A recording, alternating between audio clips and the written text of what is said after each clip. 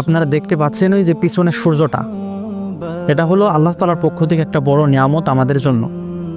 প্রতিদিন কিন্তু সূর্য পূর্ব দিক থেকে উঠে এবং পশ্চিম দিকে অস্ত যায়, এবং যখন অস্ত যায় ঠিক সেই মুহূর্তে আল্লাহ তাআলার নিকটে এই সূর্য সিজদা দিয়ে আল্লাহ তাআলার নিকটে অনুমতি চায় যে আল্লাহ তাআলা, আগামীকাল কি যখন আমার উদয়ের সময় হবে তখন কি আমি উদয় হতে পারবো কিনা। ঠিক তখনই আল্লাহ পাক রব্বুল আলামিনের পক্ষ থেকে অনুমতি দেওয়া হয় তাকে, এবং অনুমতি দেওয়ার কারণে সে প্রতিদিনই উঠতে পারে। কিন্তু কিয়ামতের যখন সন্নিকট হবে তখন এই সূর্য আল্লাহ তাআলার নিকটে গিয়ে অনেক কান্নাকাটি করবে, আল্লাহ তাআলার নিকটে কাকতি মিনতি করবে, কিন্তু আল্লাহ তাআলা বলবেন যে তোমার উদয় হওয়ার সময় গতকালকে শেষ হয়ে গেছে, তুমি এখন যতই অনুমতি চাও আমার নিকটে আর তোমাকে অনুমতি দেওয়া হবে না। অর্থাৎ যখন কিয়ামত চলে আসবে তখন এই সূর্য উদয়ের অনুমতি আল্লাহ তাআলা দিবেন না।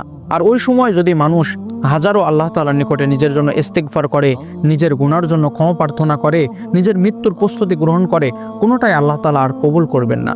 এজন্য এই সূর্যকে দেখে প্রতিদিনই আমাদের শিক্ষা গ্রহণ করা উচিত যে ঠিক এমন একটা সময় আসবে যখন সূর্য একবারে অস্ত হয়ে যাবে, কিন্তু আমাদের সময় আর থাকবে না।